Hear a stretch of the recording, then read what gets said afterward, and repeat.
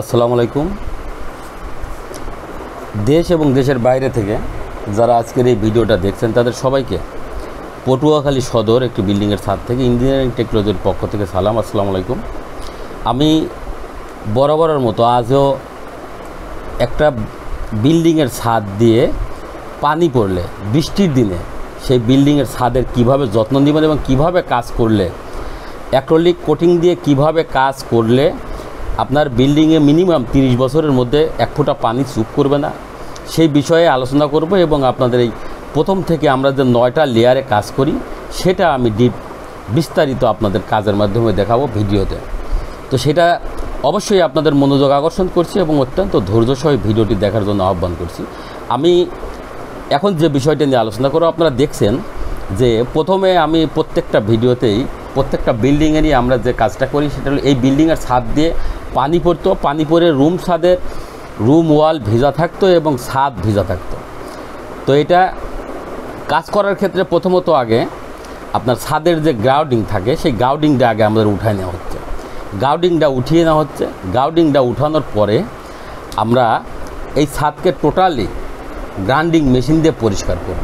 এই গ্রাউন্ডিংটা উঠানো হয় এই জন্য যে আমি বরাবরই আপনাদের মাঝে যে বিষয়টা বলে থাকি যে আপনারা বিল্ডিংয়ের ছাদে কখনোই সিমেন্ট বালি খোয়া দিয়ে ঢালাই দিবেন না বা চুন সুরকি দিয়ে বাধ্যাত্ম আমলের জলসাদ করবেন না এবং টাইলস করবেন না। এটা এই কারণে বলি যে এটা সর্বোচ্চ যদি সিমেন্ট বালি খোয়া দিয়ে ঢালাই করেন তো সর্বোচ্চ 6 মাসের মধ্যে সিরফাট হবে, সিরফাট হয়ে ওইখান দিয়ে পানি প্রবেশ করবে এবং টাইলসের পুটিংও 6 মাসের মধ্যে নষ্ট হয়ে যায়, যে কারণে আপনার বিল্ডিংয়ের ছাদটা দ্রুত ড্যামেজ হয়ে যায়। আর আমরা যে কোটিং দিয়ে কাজ করি সেটা অ্যাক্রিলিক সিমেন্টেশন ওয়াটারপ্রুফিং।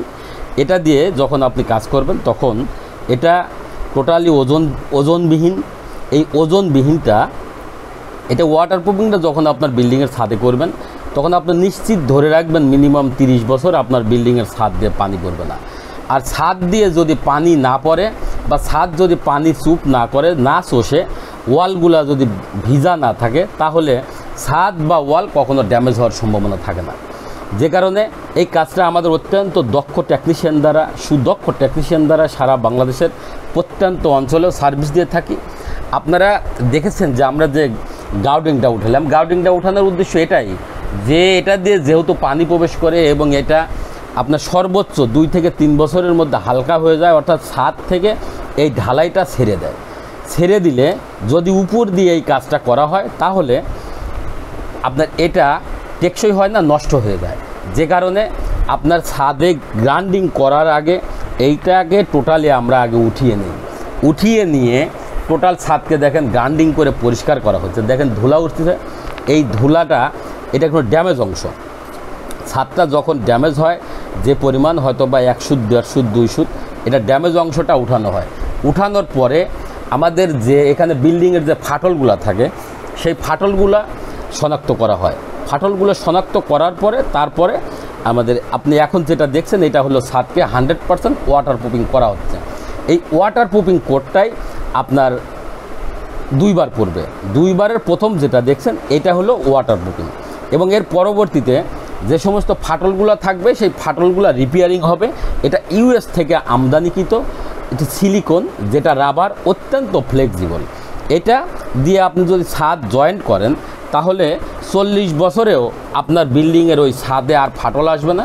এটা যতটুকু ফাটল আসবে ওটা ফ্লেক্সিবল হয়ে ওটা ধরে রাখবে এবং এর পরবর্তীতে আবারও সেই ওয়াটারপ্রুফিংটা করে ওটাকে আমরা একটা বান্ডিং করব। ওয়াটারপ্রুফিং করার উদ্দেশ্যটা এটাই যে যদিও আমরা 9টা লেয়ারে কাজ করি, তো 9টা লেয়ারের এখন কিন্তু 2টা লেয়ার, যেটা ওয়াটারপ্রুফিং 2 লেয়ার, এই 2 লেয়ার চলমান থাকবে। এই 2 লেয়ারের কাজটা হলো আপনার এটা করার পরেই, যদিও আরও 7টা লেয়ার বাকি, এই 2 লেয়ার পরেই যদি আপনি এই বিল্ডিংয়ের ছাদে পানি বাঁধায় রাখেন তাহলে মিনিমাম 20 বছর আপনার বিল্ডিংয়ের ছাদ দিয়ে পানি চুপ করবে না। আর যদি পানি চুপ না করে তাহলে নিশ্চয়ই আপনার বিল্ডিংয়ের ছাদ বা ওয়াল ড্যামেজ হবে না, রডগুলোকে মরিচা ধরবে না। আর রডগুলো মরিচা যদি না ধরে তাহলে রডগুলো মোটা হবে না, ফুলবে না। না ফুললে আপনার বিল্ডিংয়ের ছাদে ফাটল আসবে না। আর যদি বিল্ডিংয়ের ছাদে ফাটল না আসে তাহলে কখনোই আপনার রুম ছাদের প্লাস্টার ঝরে পড়বে না। আমি বরাবরই আপনাদের মাঝে বলি যে যদি কারো বিল্ডিংয়ের ছাদ দিয়ে পানি পড়ে বা রুম ছাদের প্লাস্টার ঝরে পড়ে, আপনার রুম ওয়ালগুলায় আপনার ভিজা স্যাঁতসেঁতে থাকে, রুম ছাদ ভিজা স্যাঁতসেঁতে থাকে, তাহলে আপনি নিশ্চিন্তে ধরে নিতে পারবেন যে আপনার বিল্ডিংয়ের ছাদ ড্যামেজ হয়েছে। এবং এখন যে বিষয়টা দেখছেন এটা হলো মিটকোট, যে মিটকোটটা আমি আপনাদের সকল সময় বলে থাকি যে আমরা 4টা কেমিক্যাল একসঙ্গে করে আমরা মিটকোট অর্থাৎ রাবার বানাই। এটাই সেই রাবার যেটা আমাদের এর মিটকোট হিসাবে ব্যবহার করা হয়। এই কোটটা আমরা মিনিমাম 2 কোট, উপরে আপনার 3 কোট 5 কোট পর্যন্ত হয়ে যায়। কারণ হলো এই কোটটা দিয়ে কাজ করা হয় 3 থেকে 4টা। প্রথমত এই মিটকোটটা নিচের ওয়াটারপ্রুফিংকে প্রোটেকশন দেওয়া, অর্থাৎ উপর থেকে কোনো রকম আঘাত বা বৃষ্টির পানি বা যে কোনো ধরনের সমস্যায় যেন এটা নষ্ট না হয় তার জন্য এই মিটকোট দিয়ে ওটাকে প্রোটেকশন দেওয়া। এর পরবর্তীতে যে সমস্ত বিল্ডিংয়ের ছাদে পানি বেঁধে থাকে, যে সমস্ত বিল্ডিংয়ের ছাদে পানি বেঁধে থাকে, ভিজা স্যাঁতসেঁতে থাকে এবং শ্যাওলা পড়ে থাকে, সেই সমস্ত বিল্ডিংয়ের ছাদকে ওয়াটার স্লোপিং করা, অর্থাৎ ছাদ থেকে পানি যেন পানির লাইন দিয়ে সোজা চলে যায়, পড়ে যায়, বৃষ্টির পানিটা যেন আপনার বিল্ডিংয়ের ছাদে না বেঁধে থাকে, তার জন্য ওয়াটার স্লোপিং করার ক্ষেত্রে আপনার 2 কোটের জায়গায় 5 কোট 7 কোট পর্যন্ত ব্যবহার করা হয়। এবং এটা থিকনেস করে আপনার সর্বোচ্চ 6 ইঞ্চি বা 8 ইঞ্চি থিকনেস করে এটা কাজ করা যায়। এবং কাজ করার পরে এটা মূল ছাদ যেমন শক্ত হাডি, ওটাও ওই হাডি হয়ে যাবে। এবং এই জিনিসটা হলো এমন একটি জিনিস যেটা আপনার ইট, বালি, খোয়া বা সিমেন্ট এরকম ওজনশীল না। এটা রাবার হওয়ার কারণে এটা অত্যন্ত ওজনে হালকা। মূলত আপনার 1000 স্কোয়ার ফিট ছাদের যদি আমাদের এই অ্যাক্রোলিক সিমেন্টেশন ওয়াটারপ্রুফিং সহ 9 লেয়ারে আপনি ফাইনাল কোটের কাজ পর্যন্ত শেষ করে নেন, তাহলে আপনি যে পরিমাণ ময়লা পড়বে 1000 স্কোয়ার ফিট থেকে, সেই পরিমাণ ময়লার 10 ভাগের 1 ভাগও ওজন হবে না। তার মানে আপনার এটা প্রথমত হলো ওজনশীল, দ্বিতীয়ত এটা অত্যন্ত টেকসই, কম খরচে আধুনিক প্রযুক্তিতে আপনি দীর্ঘমেয়াদী একটি জলছাদ পাইলেন, কোটি টাকার বিল্ডিংকে সেভ করলেন কম খরচের মধ্যে। আর এই যে মিটকোটটা আপনার কাজ করবে হিটপ্রুফ হিসাবে, এখান থেকেই আমাদের হিটপ্রুফটা শুরু।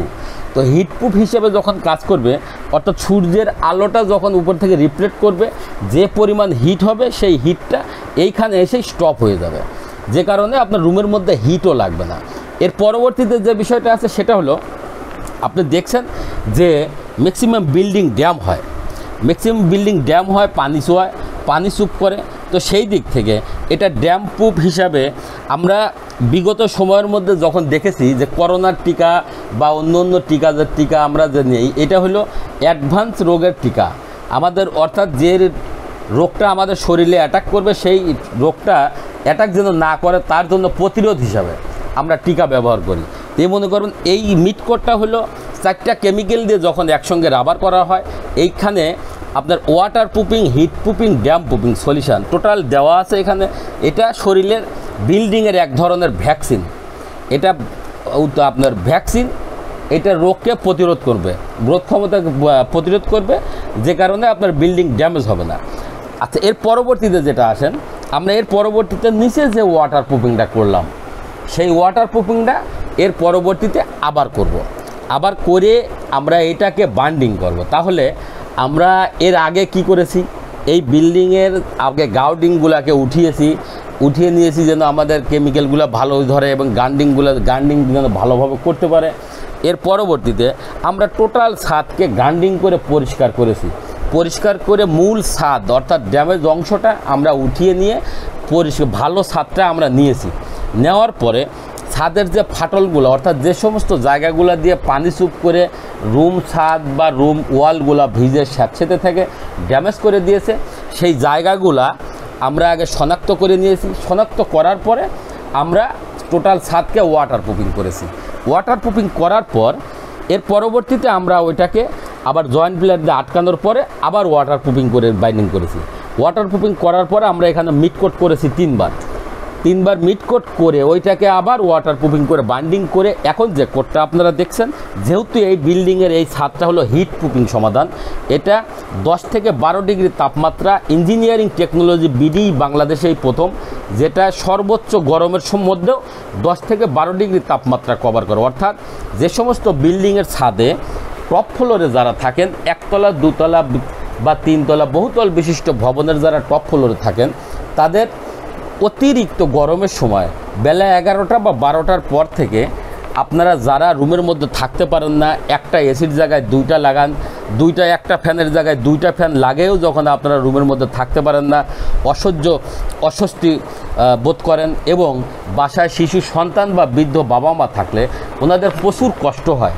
সেই কারণে আপনারা বিভিন্ন সময়ের বিভিন্নভাবে আপনারা এই হিটপ্রুফ কীভাবে করবেন সেই দিক থেকে আপনারা চিন্তায় থাকেন এবং আপনারা দৌড়ান রাজমিস্ত্রির কাছে, দৌড়ান ইঞ্জিনিয়ারের কাছে। সেক্ষেত্রে রাজমিস্ত্রি যখন আপনাদের সমাধানটা দিবে এইভাবে যে ছাদের উপরে আপনারা একটা জলছাদ করে নেন। সেটা অনেকেই বলবে যে বাধ্যতা আমলের আপনার চুন, সুরকি, সিমেন্ট, বালি, খোয়া দিয়ে জলছাদ করুন, যেটা করতে আপনার 1000 স্কোয়ার ফিট বাড়িতে যদি জলছাদ করেন মিনিমাম 5 থেকে 7 দিন আপনার বাড়িটা টোটালি নোংরা হয়ে যাবে, বাইরের মানুষজনগুলো আপনার বাসাতে যাতায়াত করবে। এরপরেও আপনার বিল্ডিংয়ের ছাদে অতিরিক্ত লোড হবে, কিন্তু আপনার এই হিট প্রুফিং সমাধান হবে না। সর্বোচ্চ 2 ডিগ্রি বা 3 ডিগ্রি তাপমাত্রা আপনার এখানে কভার কম লাগতে পারে। সেটা হলো আপনার হিটটা ওই যদি ছাদটা ফাঁকা রাখেন তাহলে হিট লাগবে আপনার 12টার পরের থেকে, আর যদি এই বাধ্যতা আমলের জলছাদ করেন তাহলে হিট লাগবে 2টে বা 3টের থেকে। তো আমাদের এই টেকনোলজিটা যেটা আপনার সকালবেলা থেকে শুরু করে সূর্যের আলোটা যখন বিল্ডিংয়ের ছাদে পড়বে তখন এই সূর্যের আলোটাকে রিফ্লেক্ট করে দিবে, ওটা ব্যাক করে দিবে। ব্যাক করে দেওয়ার কারণে আপনার বিল্ডিংয়ের ছাদ গরম হওয়া থেকে বাধাগ্রস্ত করবে। গরম হওয়া থেকে বাধাগ্রস্ত যদি হয় তাহলে আপনার বিল্ডিংয়ের ছাদ কখনো গরম হবে না, আর গরম না হলে রুমের মধ্যে হিট লাগবে না। তো এটা আমাদের টোটালি 100% ওয়াটার প্রুফিং সহ ওয়াটার স্লোপিং, ড্যাম প্রুফিং এবং হিট প্রুফিং সমাধান, যেটা বাংলাদেশের প্রত্যন্ত অঞ্চলেও ইঞ্জিনিয়ারিং টেকনোলজি বিডির অত্যন্ত সুদক্ষ টেকনিশিয়ান দ্বারা সার্ভিস দিয়ে আসছে। আপনারা কাজ বা পরামর্শের জন্য অবশ্যই যোগাযোগ করুন ইঞ্জিনিয়ারিং টেকনোলজি বিডি, মোবাইল 01712223213, 01713740034। এছাড়াও আমাদের engineering technology BD YouTube channel আছে, engineering technology BD Facebook page আছে, ওয়েবসাইট আছে। সেখানে আপনারা নিয়মিত আপডেট পেতে অবশ্যই বেশি বেশি লাইক, কমেন্ট, শেয়ার করুন। আবারও দেখা হবে নেক্সট কোনো ভিডিওতে। সে পর্যন্ত আপনাদের সার্বিক সুস্থতা কামনা করে আজকের মতো এখানেই বিদায়। আল্লাহ হাফেজ, আসসালামু আলাইকুম।